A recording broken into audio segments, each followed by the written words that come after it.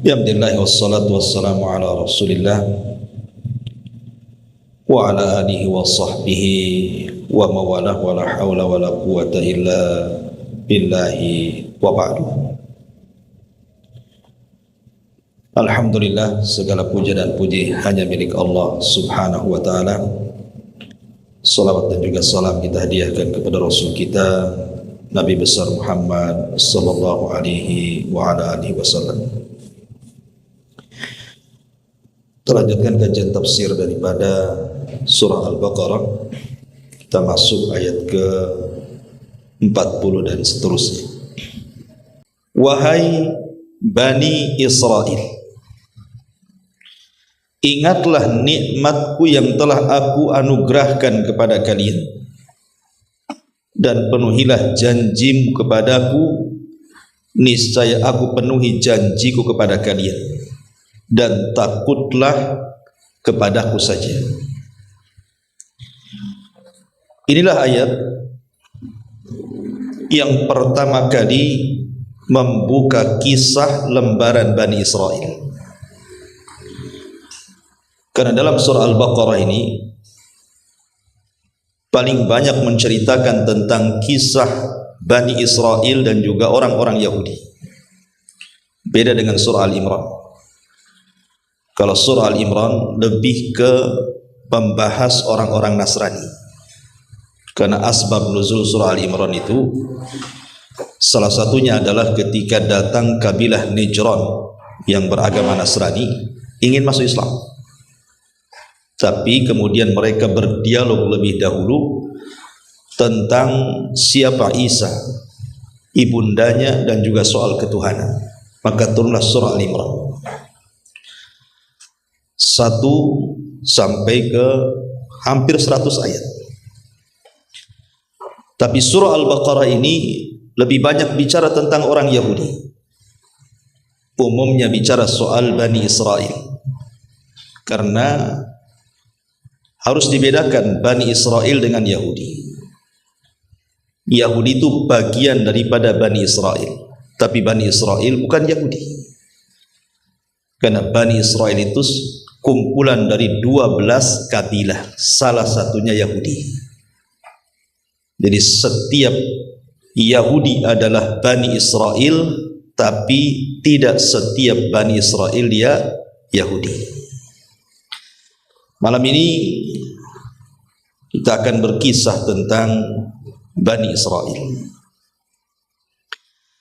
Ma'asyiral muslimin yang dimuliakan Allah subhanahu wa ta'ala, dari mana kita bermula dari kisah Bani Israel ini? Al-Quran menyebut kalimat Bani Israel ini sebanyak 43 kali. Yang 41 kali lafadznya Bani Israel, dan yang 3 kali dimufradkan, lafadznya hanya Israel saja. Jadi jumlah secara keseluruhan dalam Al-Quran Allah menyebut kalimat Bani Israel 43 kali, dan tersebar di beberapa surat dalam Al-Quran, seperti surah Al-Baqarah, surah Al-Imran, surah Al-Ma'idah, surah Al-A'raf, Yunus, Al-Isra, dan lain sebagainya. Ma'asyiral muslimin, jamaah sekalian yang dimuliakan Allah subhanahu wa ta'ala, Al-Quran paling banyak mengkisahkan Bani Israel. Kaum yang paling banyak dikisahkan itu adalah Bani Israel. Padahal umat-umat para nabi itu banyak. Umpamanya kaum Ad, umatnya Nabi Hud. Kaum Samud, umatnya Nabi Saleh. Kaum Sodom, umatnya Nabi Lut. Artinya dalam Quran itu umat-umat para nabi banyak juga diceritakan. Tetapi khusus umat Nabi Musa alaihi salatu wassalam, Bani Israel itu paling banyak dibicarakan. Jadi kisah Bani Israel ini hampir menyeluruh dalam Al-Quran itu. Artinya bahwa nabi yang paling banyak dibicarakan dalam Al-Quran itu adalah Nabi Musa sebagai nabi daripada Bani Israel. Menarik untuk kita kisahkan bagaimana kisah Bani Israel dari awal sampai akhir, sampai sekarang menjadi sebuah negara yang disebut dengan Israel. Kok bisa sampai negara tersebut menjadi negara Yahudi? Walaupun tidak pantas orang-orang Yahudi yang ada di Israel negaranya disebut Israel, karena Israel itu diambil dari Israel, dan Israel itu nama lain daripada Yakub. Sementara Yahudi yang sekarang sudah jauh dari ajaran Nabi Yakub alaihi salatu wassalam, ya kita katakan negara Yahudi. Selesai. Taib, kita urut walaupun tidak detail ya, karena kalau detail kan waktunya panjang. Kita ambil poin-poin pentingnya saja secara singkat supaya punya gambaran bagaimana sejarah Bani Israel dari masa ke masa. Ma'asyiral muslimin yang dimuliakan Allah Subhanahu wa taala. Berawal kisah Bani Israel adalah dari Nabiullah Ibrahim alaihi salatu wassalam. Jadi Nabi Ibrahim alaihi salatu wassalam setelah hijrah dari negeri Babylon, negerinya Namrud, bersama istrinya Sarah menuju Palestina. Kemudian di Palestina inilah banyak peristiwa sampai dia hijrah ke Mesir, kemudian balik lagi ke Palestina, akhirnya menetap di Palestina. Lah Nabi Allah Ibrahim alaihi salatu wasallam diuji oleh Allah Subhanahu wa taala, tidak kunjung punya keturunan. Sampai akhirnya kemudian dia menikahi budaknya Sarah yang bernama Hajar, baru dikaruniai seorang anak yang kemudian diberi nama Ismail. Singkat cerita, setelah punya anak Ismail, maka Allah Subhanahu wa taala anugerahkan kepada Sarah kabar gembira dengan kedatangan 3 malaikat yang menjelma seperti manusia yang tampan. Kemudian menghabar gembirakan kepada Ibrahim bahwa istrinya walaupun sudah tua dan dianggap mandul, telah dihabar gembirakan Allah akan memiliki keturunan. Sempat ketika itu istrinya Ibrahim, Sarah ini tertawa, fadhahikat, begitu dalam Quran, tertawa. Tetapi kuasa Allah Subhanahu wa taala, Allah Maha Kuasa, walaupun sudah tua dan mandul, kalau Allah berkehendak, idza arada syai'an an yaqula lahu kun fayakun, maka lahirlah keturunan dari Sarah, seorang anak laki-laki namanya Ishak. Ma'asyiral muslimin yang dimuliakan Allah Azza wa Jalla, dari Ishak inilah Ishak kemudian menikah dengan seorang wanita namanya Rifqah. Tetapi selama 40 tahun Allah uji juga Ishak ini juga tidak punya keturunan. Lama dia menikah, sampai 40 tahun lebih tidak punya keturunan. Akhirnya Allah Subhanahu wa taala anugerahkan kepada Ishak punya keturunan, sekali punya anak kembar pula dia. Kemudian lahirlah anak pertama yang disebut dengan Al-Is. Al-Is ini yang kemudian disebut Abu Rum, bapaknya orang-orang Romawi. Salah satu nabi keturunan Al-Is adalah Nabi Ayub alaihi salatu wassalam. Kemudian setelah Al-Is pun akhirnya kemudian Nabi Allah Yakub, Nabi Allah Ishak alaihi salam kemudian dikarunia lagi anak keduanya. Jadi beruntun, namanya anak kembar satu perut. Pertama keluar Al-Is, rupanya ada lagi anaknya dari Rifqah ini, rupanya keluarlah Yakub. Disebut Yakub karena Yakubu dalam bahasa Arabnya, karena dia menyusul abangnya, menyusul keluar, itu dalam bahasa Arab disebut Yakub namanya. Maka lahirlah Yakub. Yakub inilah yang kemudian bapaknya seluruh Bani Israel, karena Yakub itu memiliki nama lain yang disebut dengan Israel. Dan itu disebutkan Di dalam Al-Quranul Karim Allah mengatakan dalam surah Ali Imran ayat 93, kullu ta'ami kana hillal li bani Israil illa ma harrama Israilu ala nafsi min qablu an tanzilat Taurah qul fa'tu bit Taurati fatluha in kuntum shadiqin. Semua makanan adalah halal bagi Bani Israel melainkan makanan yang diharamkan oleh Israel, maksudnya Yakub, untuk dirinya sendiri sebelum Taurat diturunkan. Katakanlah jika kamu mengatakan ada makanan yang diharamkan sebelum turun Taurat, maka bawalah Taurat itu lalu bacakan jika kalian memang orang-orang benar. Di sini Allah mengatakan semua makanan halal bagi Bani Israel kecuali yang diharamkan oleh Israel. Siapa Israel di sini? Nabi Yakub.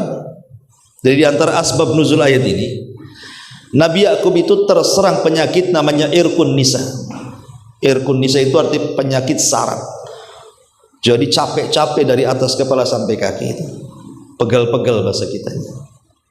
Tidak bisa sembuh. Akhirnya datangkan tabib atau dokter. Kemudian kata dokter disarankan untuk tidak makan daging unta. Sejak itu Nabi Yakub mengharamkan memakan daging unta. Nabi Yakub mengharamkan bagi dirinya memakan daging unta karena faktor kesehatan.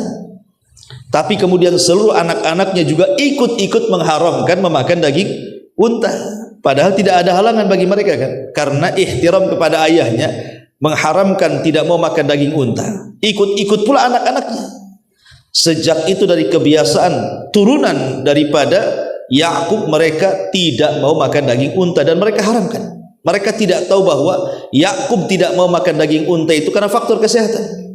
Makanya di sini Allah mengatakan setiap makanan adalah halal bagi Bani Israel, baik unta atau yang lainnya, kecuali yang diharamkan oleh Israel, maksudnya Yakub. Itu sebelum diturunkan Taurat. Tapi setelah diturunkan Taurat, Taurat tidak ada yang mengharamkan unta. Tapi Bani Israel menganggap bahwa daging unta itu haram bagi mereka. Kemudian mereka mereka-reka bahwa itu ada dalam Taurat. Makanya Allah mengatakan kalau memang ada dalam Taurat, datangkan Taurat itu. Bacakan di mana itu keharaman daging unta ini kalau kalian termasuk orang-orang yang benar. Syahidnya di sini kalimat kecuali yang diharamkan Yakub atau Israel. Maka Yakub itu nama lain daripada Israel. Berarti turunan Yakub disebut Bani Israel. Baik, sampai di sini paham? Lanjut. Ma'asyiral muslimin yang dimuliakan Allah Subhanahu wa taala. Lah kemudian Yakub dari Palestina hijrah ke Haran di Irak sana, berjumpa dengan pamannya namanya Laban.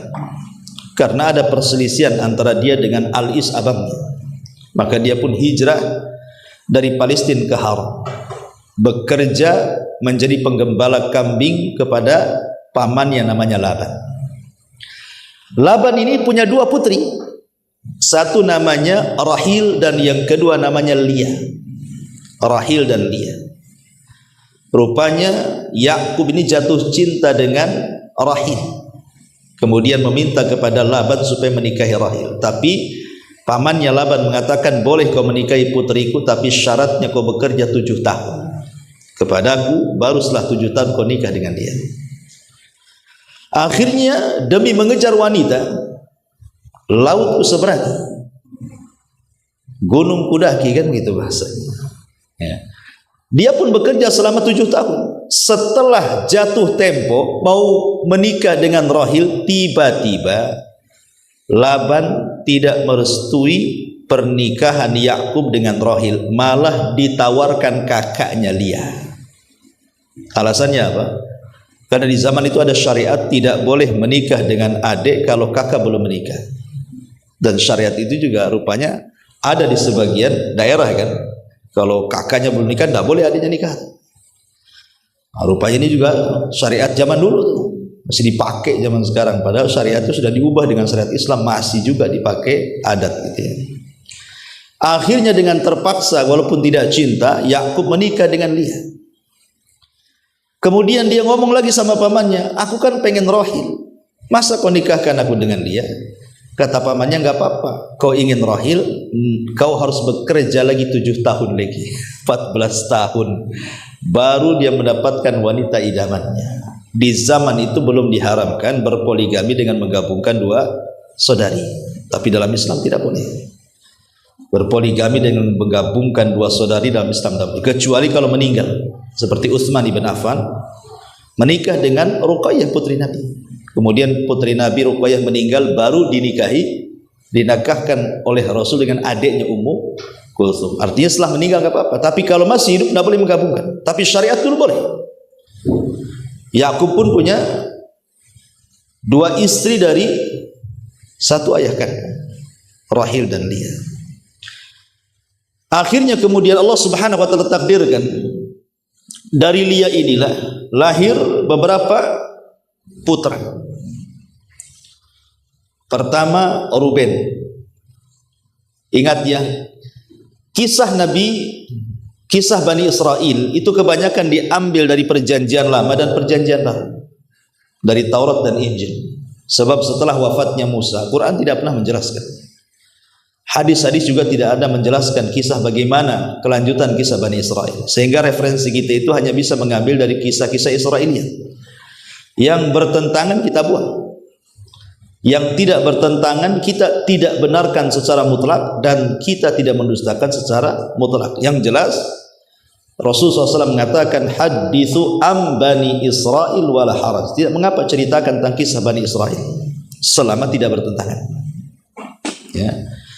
Jadi dari Lea ini lahirlah satu Ruben, yang kedua Syamun, yang ketiga Lawi, yang keempat Yahuda atau nanti turunnya disebut Yahudi, kemudian Yasakir, kemudian Zabulun. Zabulun ini 5 putra berarti ya, Ruben, Syamun, Lawi, Yahuda, Yasakir, Zabulun. Nah, dari Lea. Allah takdirkan Rahil ini tidak kunjung punya anak. Akhirnya kemudian dia hadiahkan, dia punya budak si Rahil ini, namanya Bilha. Dihadiahkan kepada suaminya, gauli budaknya. Rupanya dari budaknya ini punya anak pula. Dan kemudian Naftali, dan Naftali. Melihat Rahil memberikan budak, cemburu juga nih si Lea ini. Dia punya budak perempuan juga namanya Zilfa. Dihadiahkan juga kepada suaminya. Dari Zilfa ini lahirlah Jad dan juga Al-Ashakir. Jadi dari 2 budaknya 4 orang. Sama-sama punya 2 anak. Baru yang terakhir Rahil baru dikasih keturunan. Pertama Nabi Yusuf, yang kedua Binyamin. Berarti secara keseluruhan putra Yakub itu dari 2 istri sah dan dari 2 budaknya menjadi 12 anak. Lah 12 anak inilah yang kemudian cikal bakal 12 kabilah Bani Israel yang kita akan ceritakan. Ya. Ma'asyiral muslimin yang dimuliakan Allah Subhanahu wa taala. Ada sebagian ahli tafsir seperti Al-Qurtubi dan juga yang lainnya mengatakan dari 12 putra Yakub ini, contohnya dari putra Yakub yang ketiga namanya Lawi. Dari Lawi inilah banyak menurunkan para nabi. Di sana ada Nabi Musa, kemudian Harun, kemudian Ilyas, kemudian Zakaria, kemudian Yahya, kemudian Samuel, dan begitu seterusnya. Pokoknya garis keturunan para nabi itu kebanyakan dari Lawi putra Yakub. Itu melahirkan para nabi itu turunannya, Lawi ini. Kemudian dari putra Yakub yang kedua, yang keempat namanya Yahuda. Nanti turunannya disebut Yahudi yang kita ceritakan ini. Kebanyakan turunannya banyak jadi raja. Tapi ada juga yang menggabungkan antara raja dan juga nabi, seperti Nabi Daud. Itu kan menggabungkan nabi dan raja. Kemudian Sulaiman itu menggabungkan nabi dan raja. Itu turunan Yahuda. Kemudian dari putra Yakub yang ke-11 Nabi Yusuf. Nabi Yusuf ada yang mengatakan bahwa dari Nabi Yusuf juga menurunkan nabi yang lainnya seperti Nabi Yusa ibn Nun dan juga Nabi Ilyasa, itu turunan Yusuf tuh.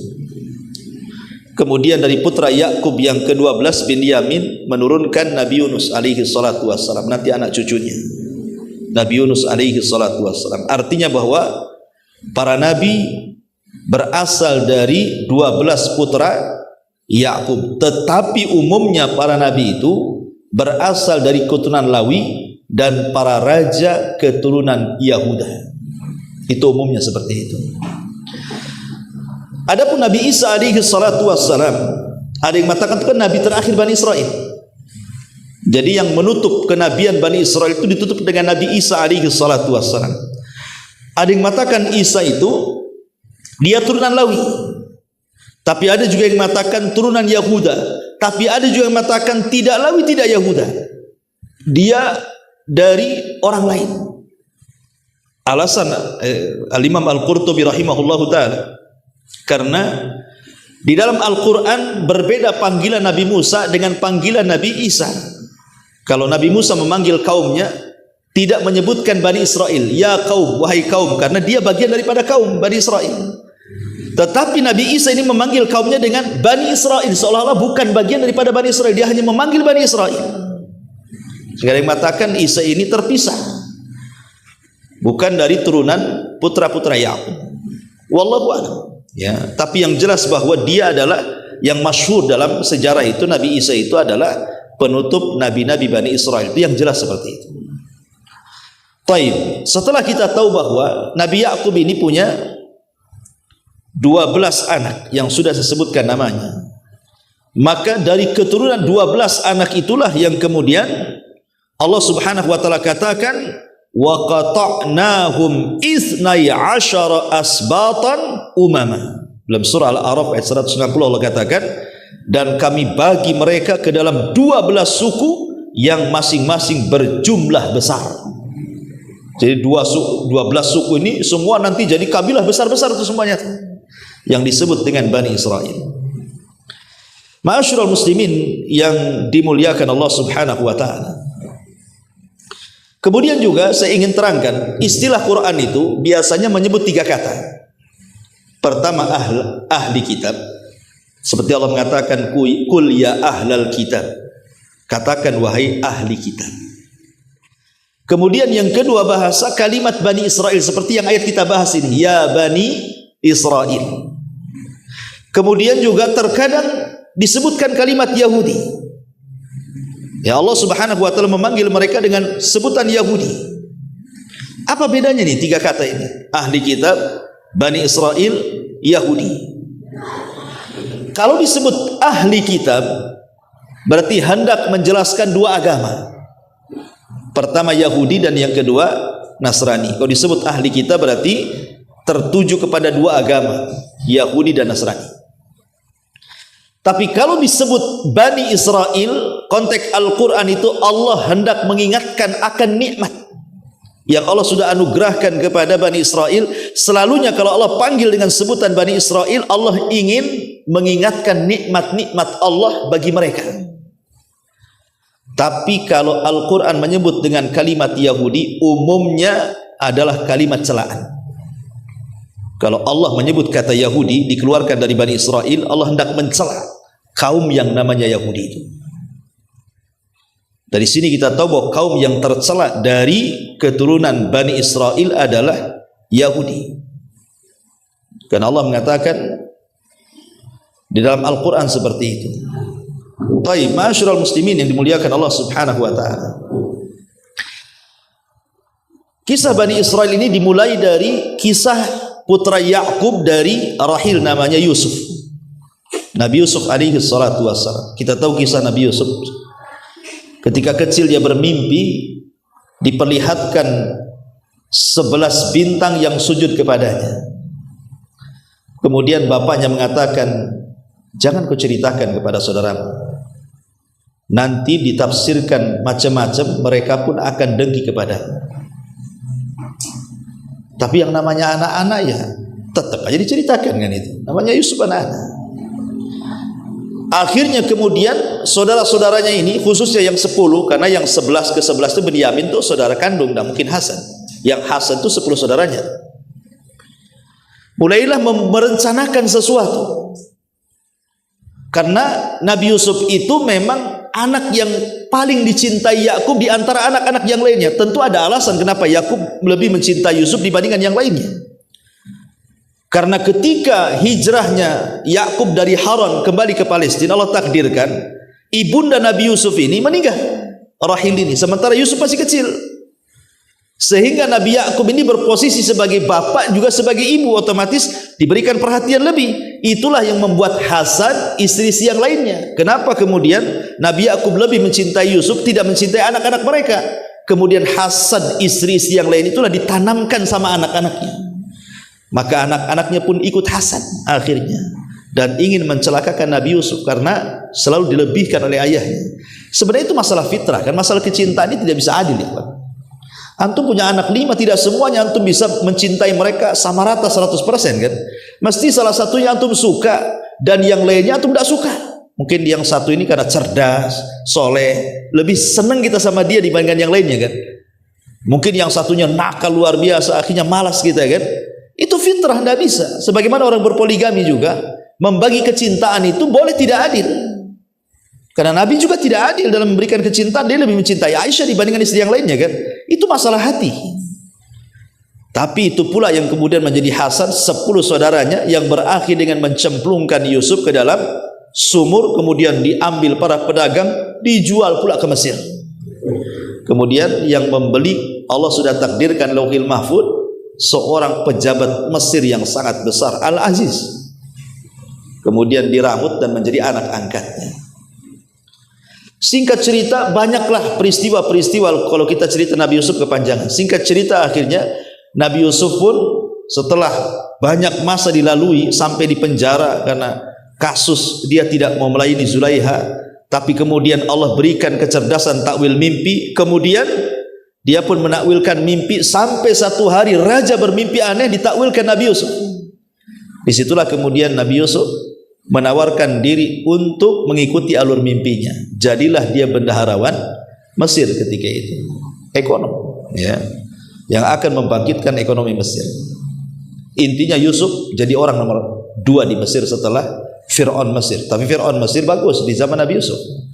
Fir'aun yang jahat itu di zaman Nabi Musa ya. Jadi kaum Hekos itu, kaumnya Fir'aun di zaman Nabi Yusuf itu baik.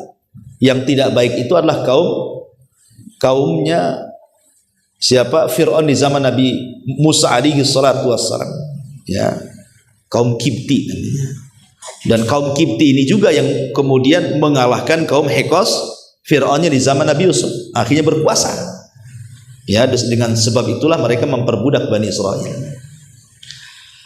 Singkat cerita, akhirnya kemudian setelah kemudian Yusuf pun memboyong semua keluarganya dari Palestina ke Mesir, maka keluarga Nabi Yusuf tinggal di Mesir.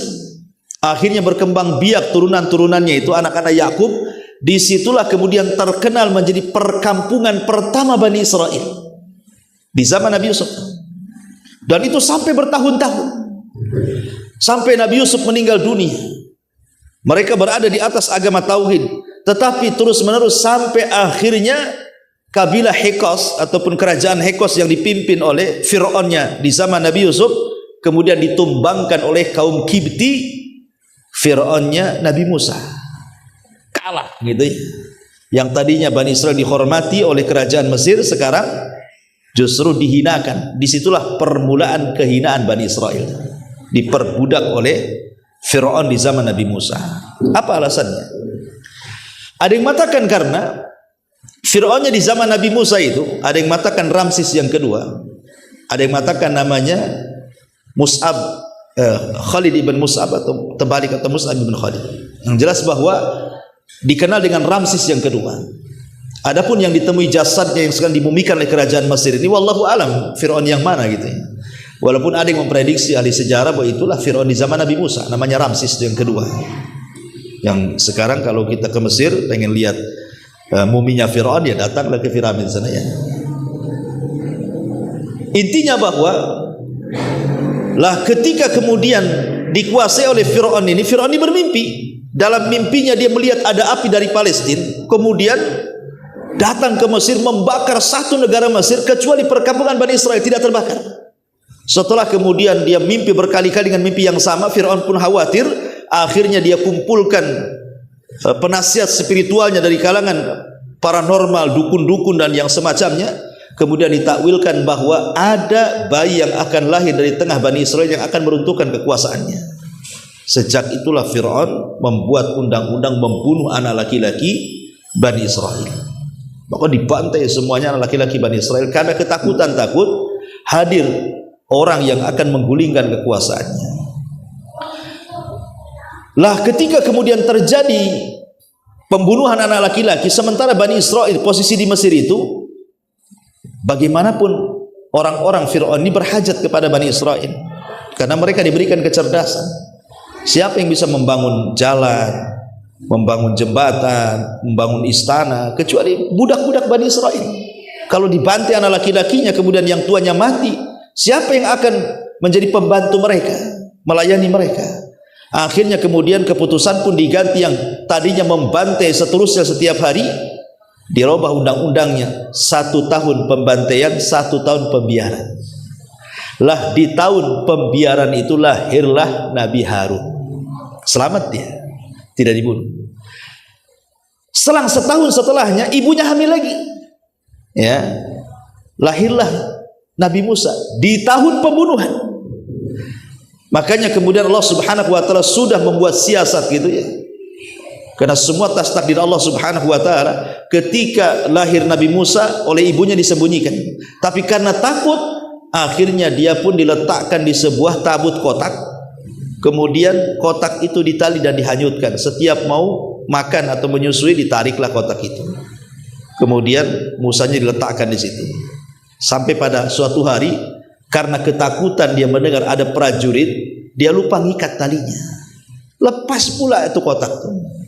Akhirnya kotak itu hanyut di sungai Nil, rupanya terdampar di dekat istana Fir'aun. Kemudian ketahuan oleh para penjaga, dilaporkan kepada istrinya Fir'aun namanya Asya bintu Muzahim. Kemudian diambil kotak itu. Nggak ada yang berani buka kotak itu karena khawatir emas, khawatir perhiasan. Nanti kalau perhiasan disangka perhiasan istana, disangka dia maling kan gitu. Jadi nggak ada yang berani buka kotak. Yang pertama kali membuka kotak siapa? Asya bintu Muzahim. Pas dibuka rupanya bayi. Dan Allah langsung tanamkan kecintaan karena Asya tidak punya anak laki-laki. Fir'aun itu tidak punya anak laki-laki. Akhirnya kemudian dirambutlah Nabi Musa di tengah keluarga Fir'aun. Ma'asyiral muslimin yang dimuliakan Allah Azza wa Jalla. Singkat cerita, setelah Musa kemudian dewasa, kemudian Nabi Musa pun jalan-jalan di ganggang kota Madinah. Ada pula anak muda turunan Bani Israel sedang bermasalah dengan anak muda turunan kaum Kipti, kaum Fir'aun. Tiba-tiba anak muda yang turun Bani Israel meminta pertolongan, maka Musa menolongnya, tetapi kemudian tanpa sengaja membunuhnya. Orang yang bermasalah dari kaum Kipti, kaum Fir'aun ini bukan orang biasa rupanya. Dia anak muda dari seorang anak pejabat. Ya, beda berurusan dengan anak pejabat dengan berurusan anak tukang ojek. Kalau urusannya sama orang-orang kecil selesai lah kan itu. Kan disumpal pakai duit selesai, nggak usah diteruskan kasusnya.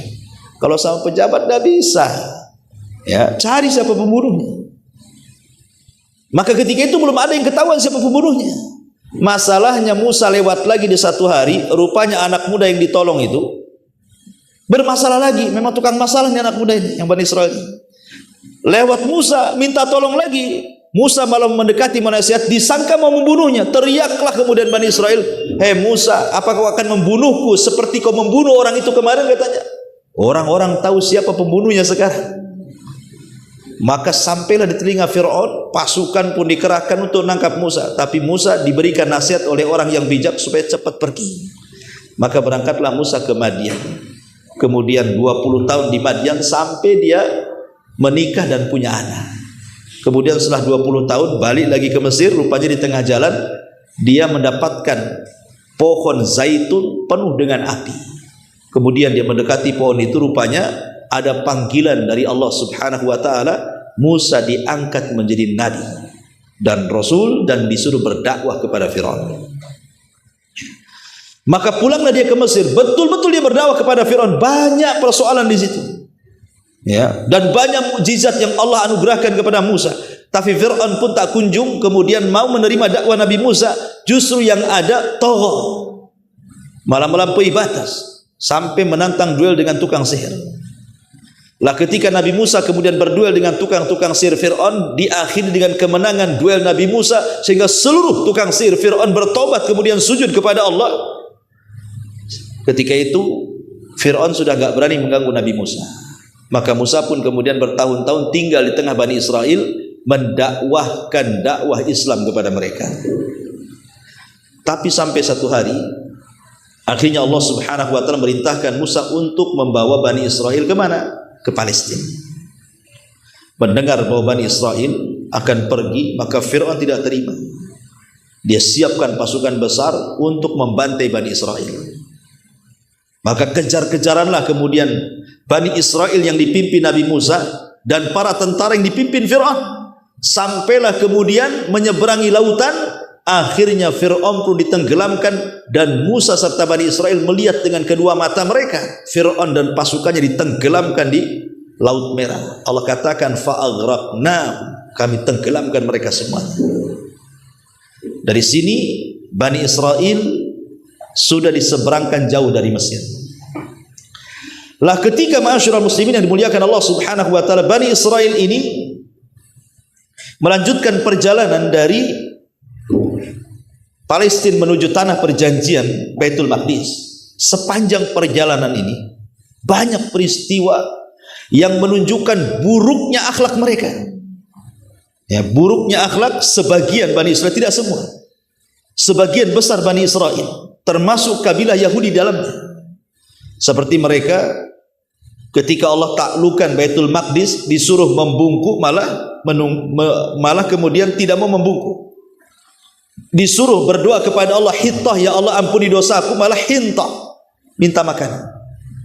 Belum lagi kemudian Bani Israel ini mereka membangkang kepada Nabi Musa alaihi salatu wasallam di banyak hal, mengeluh, menuntut, sampai banyak mukjizat Allah tampakkan kepada mereka. Tidak sadar-sadar juga Bani Israel ini, sehingga macam-macam peristiwa seperti ketika terjadi pembunuhan, kemudian Musa mengatakan sembelih sapi, malah mereka banyak tanya. Akhirnya susah pula nyari sapinya.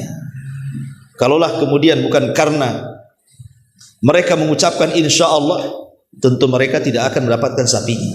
Itu pun dengan harga yang sangat mahal. Bentuk bagaimana mereka mempersulit diri, Allah mudahkan, mereka minta untuk mempersulit diri. Kemudian ketika mereka diberikan makanan lezat manna dan salwa, malah minta pula yang enggak enak.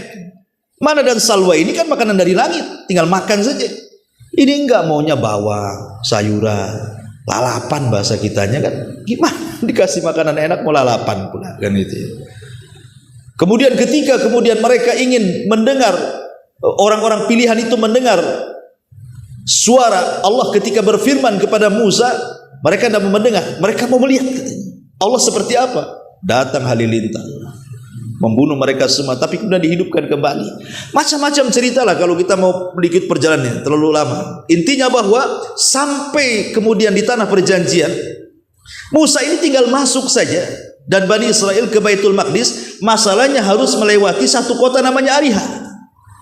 Ariha ini dipenuhi dengan kaum Kan'aniyun, turunan kaum Ad, orangnya besar-besar. Bani Israel tidak berani jihad. Akhirnya mereka mengatakan kepada Musa, ya Musa, kalau kami harus berperang untuk masuk ke Baitul Maqdis, kami tidak bisa. Kemudian mereka mengatakan, idhab anta wa rabbuka faqatila innaha huna qa'idun. Kalau kau mau jihad, jihad sana berdua dengan Tuhanmu, kami duduk-duduk memperhatikan di sini katanya. Akhirnya mereka pun oleh Allah diazab, tidak bisa keluar dari negeri itu. Disebut Arduti. Selama 40 tahun disitulah Harun meninggal, kemudian Nabi Musa pun meninggal, belum masuk ke Baitul Maqdis karena tidak mau jihad. Lah setelah Nabi Musa meninggal dan juga Harun sebelumnya meninggal, akhirnya kemudian estafet kepemimpinan di bawah naungan Yusha ibn Nun, Anak muda yang kemana-mana dibawa Nabi Musa, sampai ketika berjumpa dengan Khidir pun dibawa tuh Yusha ibn Nun. Rupanya dia pula yang meneruskan perjuangan. Ketika para pengecut di zaman Nabi Musa sudah mati, kemudian datang generasi kedua para pemberani, maka Yusha ibn Nun inilah yang berhasil memasukkan Bani Israel kemana? Ke Baitul Maqdis. Yang Nabi Musa tidak bisa, Yusha ibn Nun bisa. Itulah Nabi yang Allah berikan mukjizat mampu menghentikan matahari saat perang. Jadi ketika mereka masuk di waktu asar, terjadi perang. Kemudian hampir menang, matahari mau tenggelam, sementara besoknya hari Sabtu. Orang Yahudi itu punya keyakinan tentang hari Sabtu, itu hari sakral, gak boleh perang. Kalau sampai berhenti peperangannya gagal lagi, maka Yusha mengatakan kepada matahari, engkau makhluk yang diperintah, aku juga nabi yang diperintahkan, maka aku berdoa kepada Allah agar engkau berhenti. Akhirnya matahari pun berhenti, tidak tenggelam sampai peperangan menang baru ditenggelamkan. Satu-satunya nabi yang bisa menghentikan matahari karena izin Allah adalah Yusha ibn Nun. Itulah akhirnya Yusha ibn Nun berhasil memasukkan Bani Israel ke Baitul Maqdis. Disinilah pengasas kerajaan Bani Israel pertama.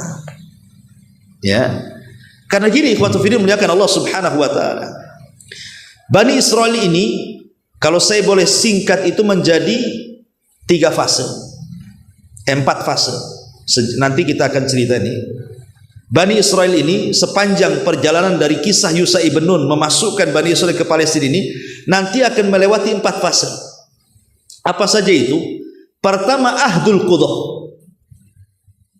era kehakiman.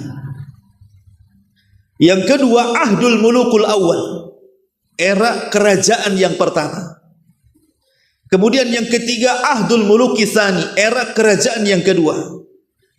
Baru yang terakhir, Fatratu ma ba'da tadmiril Quds, ada era setelah penghancuran Baitul Maqdis, era penjajahan. Nanti Bani Israel akan dijajah oleh banyak umat. Ya, inilah 4 poin tentang kisah Bani Israel dari masuknya Bani Israel ke Palestina oleh Yusha ibn Nun. Maka berlakulah 4 fase ini. Ma'asyiral muslimin yang dimuliakan Allah Azza wa Jalla. Pertama, era kehakiman. Era kehakiman ini di mana Bani Israel dipimpin para nabi.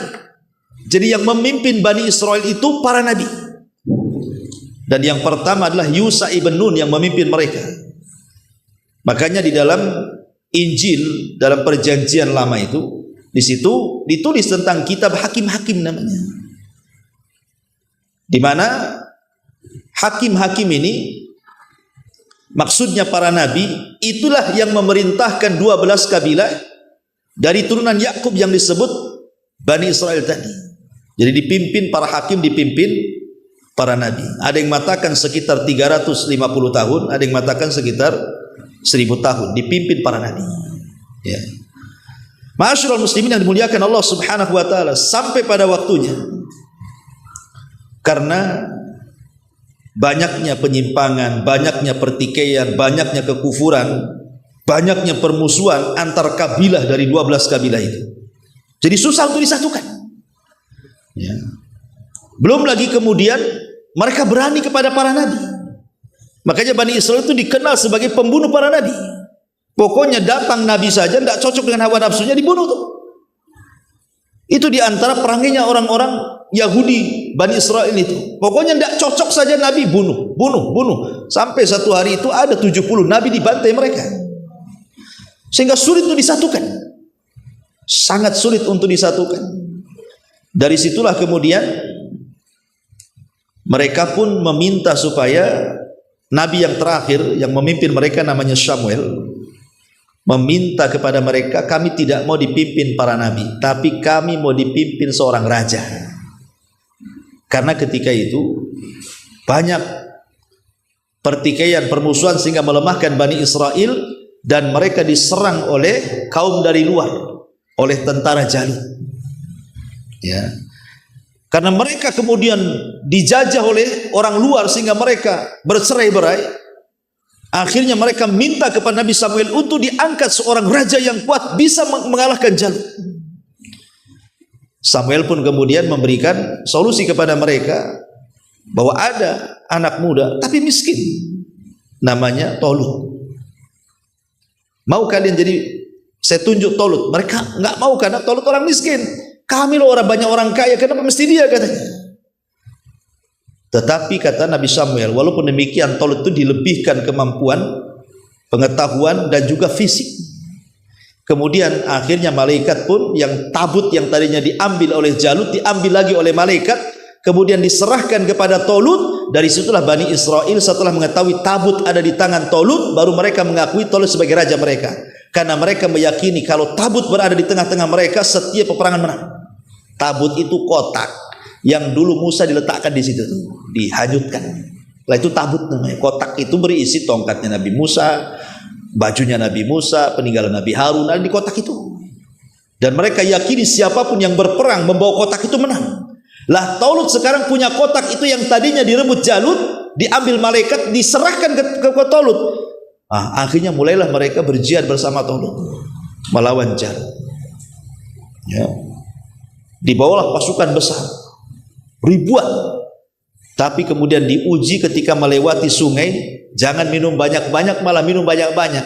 Rupanya yang tersisa dari pasukan itu cuma 314 orang. Lah di antara pasukan itu ada yang paling muda namanya Daud. Perang di zaman itu kan tidak langsung perang, ada sistem mubarozah namanya, sistem adu tanding. Mana jagoanmu? Ini jagoan gua. Rupanya Jalut sendiri jagoannya, menantang tentara Tolut. Tidak ada yang berani melawan Jalut. Siapa yang berani melawan Jalut? Ya, pegulat hebat, pembunuh, takutlah tentaranya Tolut. Akhirnya Tolut mengiming-imingi siapa yang bisa mengalahkan Jalut, dia akan menikah dengan putriku dan akan mewarisi tahtaku. Tidak ada juga yang mau. Ya, buat apa menikahi putrinya, kemudian mewarisi tahtanya kalau harus mati pula di tangan Jalut? Kalau mati kapan nikahnya? Mati lawan Jalut. Ya. Tapi Nabi Daud ini memang sudah Allah takdirkan, yang paling kecil, yang paling muda dia berani. Karena Daud itu diberikan keahlian suka melempar ketepel serigala yang hendak memangsa kambing-kambingnya, dan selalu tepat dan mati. Jadi dia pelempar batu. Sekali dilempar batu saja kena kepalanya, matilah si Jalut itu. Akhirnya bertakbir tentara Tolut dan bisa mengalahkan tentara Jalut. Ya. Sejak itulah kemudian Tolut, Nabi Daud menikah dengan salah satu putri Tolut. Lah karena Daud semakin dikenal oleh masyarakat, Tolut ini hasad, berusaha ingin membunuh Nabi Daud gitu ya. Jangan sampai kemudian diserobot kekuasaannya kan itu. Karena kalau orang berkuasa untuk jatuh itu sulit, ikhwan. Sangat sulit. Orang kalau sudah berkuasa kemudian diberhentikan kekuasaannya, udah bisa. Harus ada 7 periode, 8 periode lagi ke depannya kan itu. Kalau bisa kan itu. Karena namanya sebuah kekuasaan itu sebuah kehausan. Haus orang itu kalau jabatan itu mau fitnah. Sama dengan harta juga fitnah. Sudah dapat yang diinginkan, pengen lagi hartanya. Sudah dapat dengan pengen lagi, terus seperti itu. Jabatan juga sebegitu. Kalau bisa jangan dihentikan sampai mati. Lah Tolut itu seperti itu. Hasad kepada Daud, padahal itu menantunya kan begitu ya. Tapi di ujung hayat Tolut pun kemudian taubat, mengakui kesalahannya. Ketika Tolut meninggal, maka sebagaimana janjinya Daud harus jadi raja. Maka inilah berubah dari era kenabian menjadi era kerajaan. Dimulai daripada Tolut, kemudian Daud. Dan Daud ini satu-satunya yang menggabungkan 2 karunia Allah di tengah-tengah Bani Israel. Pertama, dia seorang raja plus juga nabi. Hampir tidak ada kalau Bani Israel nabi ya nabi saja, raja-raja saja. Dia pula menggabungkan tuh, raja plus nabi. Makanya kekuasaan Nabi Daud kuat sekali. Bani Israel suka dengan Nabi Daud. Tidak ada yang mencela Nabi Daud. Biasanya kalau datang Nabi bunuh, datang Nabi bunuh. Enggak. Satu Bani Israel cinta dengan Nabi Daud. Barulah Bani Israel itu jadi kuat di tangan Daud alaihi salatu wassalam. Tapi sayang Daud pun harus meninggal. Kemudian tahta turun kepada Nabi Sulaiman. Lebih kuat lagi Bani Israel. Karena Nabi Sulaiman Allah berikan mukjizat yang tidak diberikan kepada para nabi yang lain. Lebih hebat lagi Bani Israel. Masalahnya ketika kemudian Nabi Sulaiman meninggal dunia. Maka inilah yang terjadi. Mulailah melemahnya Bani Israel. Maka masuk era yang ketiga, era kerajaan kedua. Karena ketika itu Nabi Sulaiman ini kan mewarisi tahtanya kepada anaknya namanya Ruhbuam ibn Sulaiman. Ruhbuam ibn Sulaiman ini yang mewarisi tahta ayahnya Nabi Sulaiman. Masalahnya dia tidak sekuat bapaknya. Tidak sekuat bapaknya, tidak disukai oleh beberapa kabilah Bani Israel. Akhirnya pecahlah Bani Israel menjadi dua kerajaan. Ya. Lah, putra Sulaiman, Ruhbuam ibn Sulaiman ini hanya didukung dua kabilah. Ada yang mengatakan yang mendukung dua kabilah. Pertama, kabilah Yahuda. Itulah yang mendukung dan yang kedua kabilah Binyamin. Jadi hanya dua saja, kabilah Binyamin dan kabilah Yahuda yang mendukung putra Sulaiman ini, Ruhbuam ibn Sulaiman ini. Sementara 10 kabilah ini tidak mendukung, buat kerajaan sendiri yang dipimpin oleh Yurbuam ibn Nubat. Yurbuam ibn Nubat itulah raja yang kedua. Jadi kalau Ruhbuam ibn Sulaiman ini dia mendirikan kerajaan yang disebut dengan kerajaan Yahudi. Kerajaan Yahudi yang ibu kotanya Yerusalem. Ya. Ada yang mengatakan begitu. Jadi kerajaan Israel atau kerajaan utara itu dipimpin oleh Yurbuam bintu Nubat dari 10 suku atau 10 kabilah dengan Samaria sebagai ibu kotanya. Tetapi kerajaan Yahuda atau kerajaan selatan, ibu kotanya Yerusalem, itulah yang dipimpin oleh putra Sulaiman, Ruhbuam ibn Sulaiman. Berarti di sini ada utara, ada selatan. Ada kerajaan utara, ada kerajaan selatan. Lah, yang kerajaan selatan inilah yang dipimpin oleh putranya Sulaiman. Cuman 2 kabilah Yahuda dan Binyamin itu. Yang 10 kabilah itu dari utara tuh. Lah karena sudah pecah Bani Israel menjadi 2 kerajaan, masuklah pada era penjajahan. Karena melemah masalahnya. Mereka sangat lemah sekali. Ya, saya simpulkan nih, baru kita jelaskan. Ya. Jadi era penjajahan ini pertama masuk orang-orang Asyuriyin. Asyuriyin ini orang-orang Babylon. Itulah yang pertama kali menjajah Bani Israel. Setelah Asyuriyin kemudian datang orang-orang dari Mesir. Orang-orang dari Mesir menjajah lagi Bani Israel. Kemudian setelah hengkang orang-orang Mesir, datang lagi orang-orang Babylon Irak, juga menjajah Bani Israel. Kemudian setelah Babylon berakhir, datang lagi orang-orang Yunani, juga menjajah Bani Israel. Kemudian setelah Yunani, datang lagi dari Mesir lagi, menjajah Bani Israel. Kemudian berakhir dengan dijajah oleh orang-orang Romawi yang mengganti Haikal Sulaiman menjadi dewa-dewa yang ma'ruflah disembah oleh orang-orang Romawi. Bagaimana kisahnya dari penjajahan-penjajahan ini? Ma'asyiral muslimin yang dimuliakan Allah Subhanahu wa taala, era penjajahan ini kenapa? Karena ketika Bani Israel semakin jauh dari ajarannya, mereka makin kufur, murtad, syirik, sebagainya, membangkang perintah para nabi sebelumnya. Itulah yang menjadi kelemahan Bani Israel. Belum lagi cerai-berai berpecah menjadi 2 negara. Itu yang menjadikan kemudian mereka makin lemah. Ma'asyiral muslimin yang dimuliakan Allah Subhanahu wa taala, pertama, era penjajahan ini datang orang-orang Asyur. Orang-orang Asyur dari Irak menguasai kerajaan Israel yang di utara. Yang 10 kabilah yang berkumpul itu dijajah oleh orang-orang Asyur ini. Ada yang mengatakan datang Raja Sarjun yang kedua pada tahun 722 Masehi, sebelum Masehi, dari Irak, kemudian menyerang Palestina, dan akhirnya mampu menguasai kerajaan utara Palestina. Lah kerajaan utara Palestina ini atau yang ibu kotanya Samaria ini hancur, lebur, betul-betul hancur. Bahkan yang 10 kabilah ini hilang begitu saja. Memang betul-betul dimusnahkan rasnya. Sehingga yang tersisa dari keturunan kabilah ini bergabung dengan yang di selatan. Makanya kenapa sekarang tidak ada istilah Bani Israel, yang ada istilah Yahudi. Ya kan? Kenapa? Karena sebagian ras Bani Israel itu mereka dimusnahkan. Yang 10 kabilah itu dimusnahkan. Tinggal sedikit, yang sedikit inilah gabung dengan kerajaan Yahudi. Makanya sampai hari ini mereka disebut Yahudi. Karena suku-sukunya sudah hilang, musnah masalahnya ya.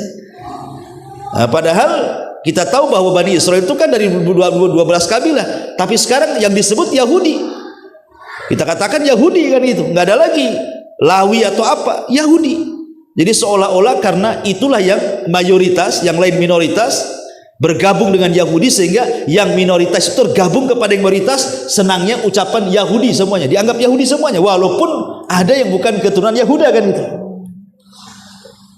Ma'asyiral muslimin yang dimuliakan Allah Azza wa Jalla. Sampai kemudian akhirnya datang era Bukhtun Nasr. Ini yang paling serem, karena Bukhtun Nasr ini satu di antara raja penguasa dunia. Kata Imam Qatadah, seorang ahli tafsir, mengatakan dunia ini pernah dikuasai oleh 4 raja. Yang maksudnya menguasai dunia ya, bukan menguasai Mesir. Kalau Mesir kan Fir'aun, itu Mesir aja. Tapi ini menguasai dunia, bukan hanya Mesir, tapi dunia dikuasai, dan itu hanya ada 4 raja. Pertama Nabi Sulaiman, yang kedua Dzulqarnain, dua-duanya muslim. Kemudian yang kedua Namrud, dan yang keduanya adalah Bukhtun Nasr. Inilah Bukhtun Nasr, inilah Raja Babil yang datang kedua kalinya menghabisi orang-orang Yahudi di Palestina, menghancurkan Palestina sehancur-hancurnya, dan memperbudak Bani Israel sampai dibawa ke mana-mana ya, sampai akhirnya mereka pun berpencar. Ma'asyiral muslimin yang dimuliakan Allah Azza wa Jalla, ketika Babylon ini dikuasai oleh mereka, tapi Allah takdirkan kemudian orang-orang Bukhtun Nasr dikalahkan oleh Persia. Ya, jadi Persia nyerang Babylon, kalah Babylon. Kemudian dikuasai oleh orang-orang Persia. Lah orang-orang Persia ini, ikhwatu fillah muliakan Allah Azza wa Jalla, berbuat baik kepada Bani Israel. Jadi Bani Israel yang berada di Irak Babylon ini dipulangkan kembali ke Palestina sebanyak 50.000 kurang lebih. Sisanya masih tetap tinggal di Babylon. Tapi masalahnya, ma'asyiral muslimin, mereka ketika kemudian mereka kembali, kemudian Persia kalah dengan Romawi. Akhirnya gantian sekarang Romawi yang menjajah Palestina. Jadi hukum disitulah banyak yang kemudian pergeseran keagamaan, karena banyak situs-situs sejarah seperti Haikal Sulaiman yang dibangun oleh Nabi Daud kemudian diteruskan oleh Sulaiman. Haikal Sulaiman itu maksudnya pondasi Masjidil Aqsa yang sekarang menjadi dongeng orang-orang Yahudi Palestina. Mereka sengaja mengorek di bawah Masjidil Aqsa untuk mencari Haikal Sulaiman itu. Nanti kalau mau ketemu haikal itu, maka masjid akan dirobohkan, kemudian mereka akan membangun haikal itu, dan itulah puncak kejayaan Yahudi yang akan menguasai dunia. Ini dongeng mereka saja. Mereka hendak menguasai Aqsa sebenarnya, membuat cerita di situ ada haikal Sulaiman, kata. Itu saja. Lah di zaman kerajaan Romawi haikal itu dihancurkan, kemudian diganti oleh patung Buddha, patung dewa-dewa orang-orang Romawi itu. Habis situs-situsnya tuh. Memang betul-betul Romawi merubah semua yang ada di situ. Tapi kemudian di zaman inilah lahir Isa bin Maryam. Ketika Romawi berkuasa kala itu, maka lahirlah Isa ibnu Maryam. Lah Isa ini tidak disukai oleh orang-orang Bani Israel. Kenapa? Karena mereka mengharap kalau bisa Isa itu sekuat Raja Tolut yang bisa mengalahkan Jalut kan itu. Kalau bisa sekuat Tolut yang bisa mengalahkan orang Romawi, Isa pula tidak punya kekuasaan, tidak punya power seperti Tolut. Karena memang Isa tidak ditugaskan itu hanya berdakwah saja. Makanya banyak kemudian orang-orang Bani Israel mereka tidak ikut Isa. Kebanyakan mereka cenderung membenci Isa. terutama orang-orang Yahudi. Sementara yang banyak masuk ke dalam agama Nasrani itu justru orang Romawi. Makanya lihat orang Nasrani berkembang di Eropa kan. Ya, justru orang-orang Eropa yang banyak ikut Nasrani karena Bani Israel sendiri mereka benci kepada Isa. Sampai bekerja sama untuk membunuh dengan kerajaan Romawi. Kalau bukan karena Allah angkat ke langit, Isa sudah mati itu. Karena ini konspirasi orang-orang Yahudi dengan kerajaan Romawi supaya Isa itu dibunuh. Tapi Allah Subhanahu wa taala angkat ke langit. Ya. Lah saat peperangan antara Romawi dan Persia inilah, kemudian Bani Israel diperbudak lagi oleh Romawi. Sebagian mereka itu kan kemudian kemana-mana. Lah ada yang kemudian mereka hijrah atau mencari suaka sampailah ke kota Madinah. Di situ ada kabilah Bani Quraidah, ada kabilah Bani Nadir, ada kabilah Bani Hunayqa kan itu, dan ada yang tinggal di Khaybar, macam-macam. Nah, itulah sejarahnya kenapa Yahudi bisa ada di Madinah di zaman Nabi. Karena ketika kalahnya Persia oleh Romawi, kemudian Romawi menguasai Bani Israel lagi, maka akhirnya mereka kemana-mana. Yahudi ini pencar ke sana kemari, sampailah ke kota Madinah dan Khaybar. Singkat cerita, ma'asyiral muslimin yang dimuliakan Allah Subhanahu wa taala, ketika era Isa sudah nggak ada lagi, ya, maka di tahun 135 Masehi setelah lahirnya Isa bin Maryam, orang-orang Yahudi melakukan pergolakan lain di zaman pemerintah Romawi pada masa Raja Romawi kala itu. Jadi mereka berusaha untuk, ya bahasa kita yang menggulingkan, tapi gagal. Berkali-kali mereka hendak memberontak kepada kerajaan Romawi, gagal terus. Sampai akhirnya mereka pun diusir dari Yerusalem. Sejak itulah akhirnya berakhirlah kerajaan Bani Israel. Setelah Isa diangkatnya, sudah tidak ada lagi kerajaan Bani Israel. Karena akhirnya di masa Nabi kan berpencar di mana-mana Yahudi, satu dunia. Ada yang di Madinah, ada yang di mana-mana kan, cuman kebanyakan lari ke kota Madinah. Kenapa? Karena ada kabar dari padri-padri pendeta mereka bahwa di situ akan lahir Nabi akhir zaman yang akan mengembalikan kejayaan mereka.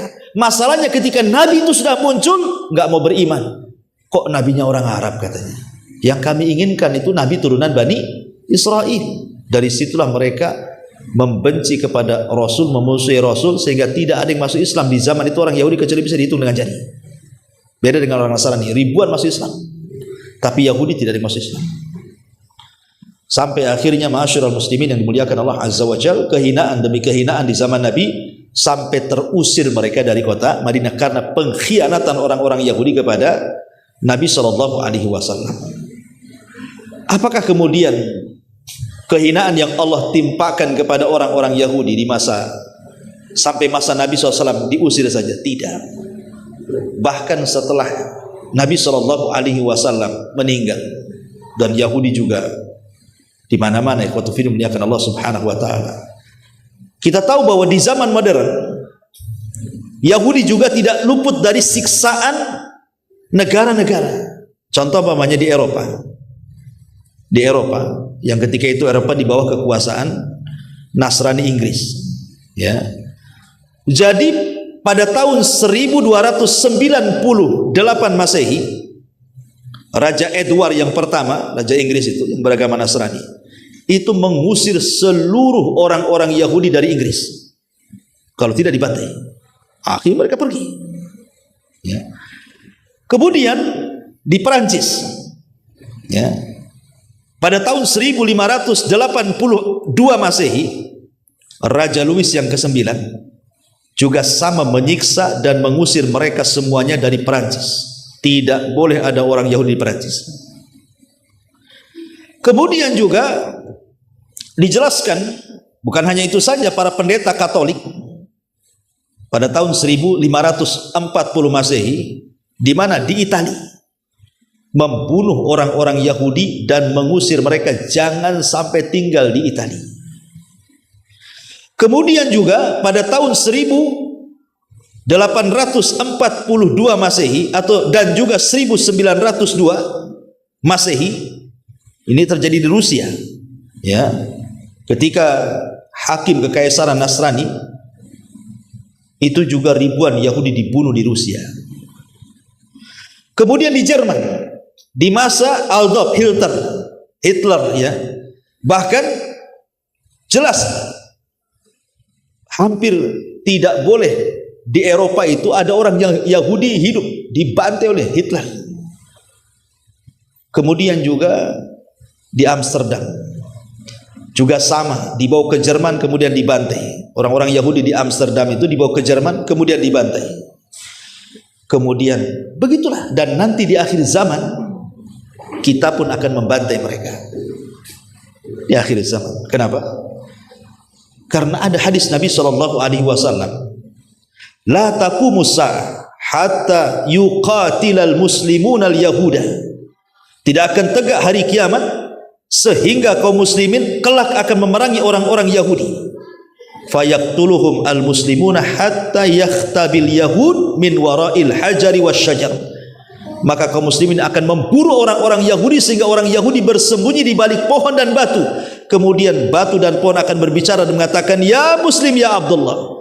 Nih orang Yahudi di balik batu, di balik pohon, bunuh dia. Sehingga akan jadi bulan-bulanan kaum muslimin kelak di akhir zaman ketika terbunuhnya Dajjal di tangan Isa bin Maryam. Begitulah Allah hinakan orang-orang Yahudi karena kesombongan mereka kepada Allah, kesyirikan mereka, kekufuran mereka, pembangkangan mereka, pembunuhan kepada para nabi dan begitu seterusnya. Makanya Allah hinakan sepanjang zaman orang-orang Yahudi itu.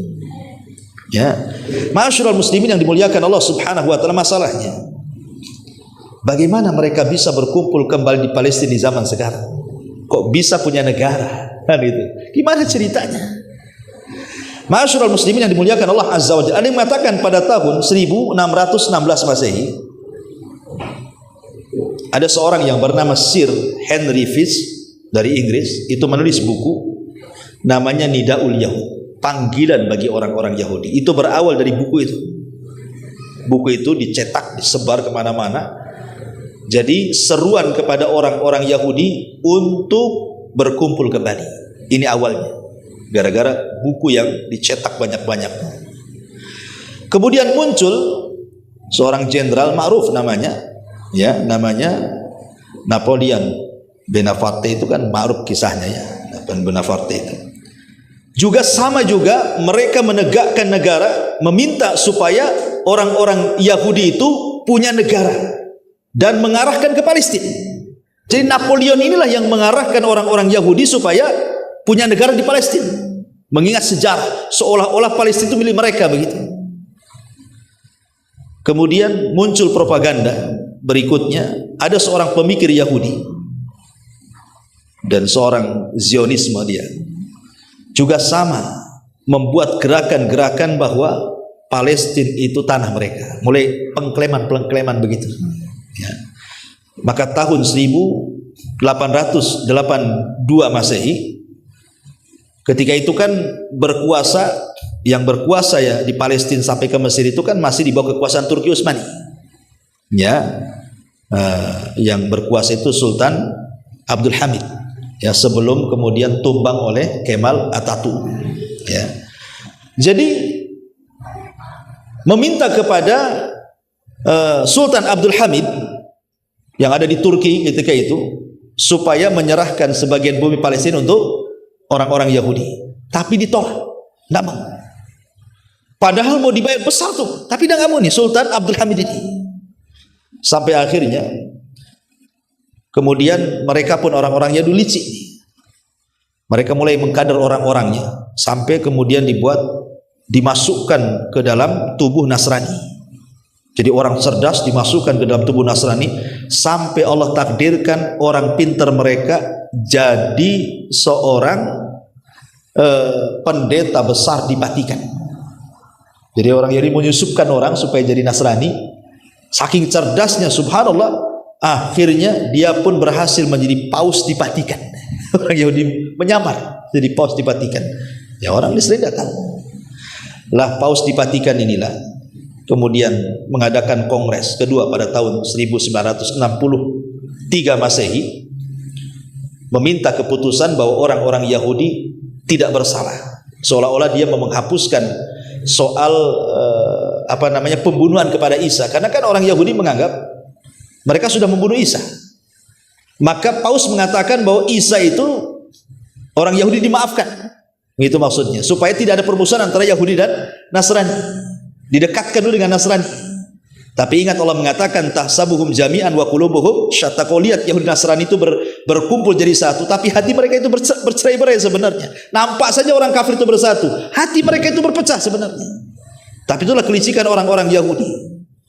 Sampai puncaknya ketika ada salah seorang di antara mereka menjadi Paus di Vatikan itu, kemudian mereka pun menggalang dana besar-besaran, kemudian hendak meminta kepada Raja Turki Utsmani ini, Abdul Hamid, untuk membeli. Kalau tidak mau ngasih, dibeli, tapi tetap tidak mau. Makanya kemudian membuatlah kerusuhan di Turki, sampai pada akhirnya Sultan Abdul Hamid dilengsarkan. Kemudian berakhirlah kerajaan Turki Utsmani, dan ketika itu dikuasai oleh Mustafa Kemal Atatürk. Inilah yang kemudian mengasas Turki yang tadinya negara Islam, ya, berubah menjadi sekuler. Jilbab tidak wajib, tidak boleh. Bahasa Arab ditiadakan. Nama waktu-waktu sholat diganti dengan bahasa Turki. Makanya orang Turki nggak kenal sholat. Nah, kemudian banyak simbol-simbol Islam itu dihancurkan. Pelajaran-pelajaran agama itu disekulerkan di sekolah-sekolah. Dan berhasil Kemal Atatürk ini, ya, menghilangkan peninggalan Turki Utsmani, betul-betul disekulerkan karena hanya ingin supaya disamakan dengan negara Eropa. Jadi undang-undang Eropa diadopsi, dimasukkan ke Turki, akhirnya rusak Turki. Ya belakangan lah setelah 2014 kan ada pemilihan presiden, baru kemudian terpilihlah sekarang ya siapa, Erdogan kan itu ya. Ya mulailah agak bagus, ya mudah-mudahan bagus terus kan itu. Ya. Masyarul muslimin yang dimuliakan Allah Azza wa Jalla, maka pada tahun 1917 Masehi, Menteri Luar Negeri Inggris yang bernama siapa lupa namanya, mengizinkan orang-orang Yahudi ini tinggal di Palestina. Lah kaum muslimin yang tinggal di Palestina yang mungkin imannya kurang, akhirnya mereka mulai menjual lahan mereka dengan harga mahal. Mereka tidak tahu bahwa tanah itu tanah mulia, tapi karena harganya mahal kan, akhirnya dijual sikit. Akhirnya meluaslah kerajaan Israel ini, makin luas, sampai akhirnya mengklaim bahwa Palestina tanah mereka. Sampai hari ini justru Palestina yang berusaha minta kemerdekaan, sampai hari ini ditekan oleh dunia. Bayangkan, padahal Palestina dijajah, tapi Yahudi menganggap Palestina yang menjajah. Ya, masyarul muslimin yang dimuliakan Allah Azza wa Jalla. Intinya pada tahun ke 1947 Masehi, resmi Amerika mengeluarkan keputusan bahwa Palestina dibagi menjadi dua bagian, sebagian diberikan kepada kaum muslimin dan sebagian diberikan kepada Yahudi Israel sampai hari ini.